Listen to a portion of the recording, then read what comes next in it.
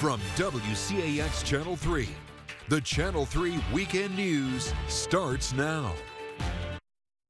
20 years ago, we all found in different ways, in different places, but all at the same moment, that our lives would be changed forever.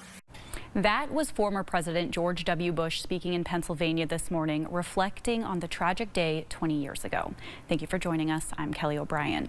It's been 2 decades since the terrorist group Al-Qaeda hijacked 4 planes mid-flight and changed the nation as we knew it.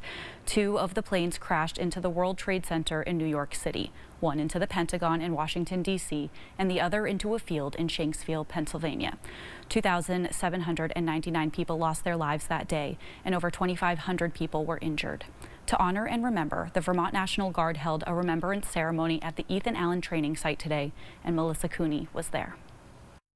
I just had that sick feeling in the pit of my stomach that nothing was going to be the same. 20 years since 9/11. The Vermont National Guard is observing and reflecting where they all were on that fateful fall morning 2 decades ago. My fellow F-16 pilot that was on my wing approached really just south of Albany. We could start to see the smoke from Ground Zero. A somber yet powerful ceremony.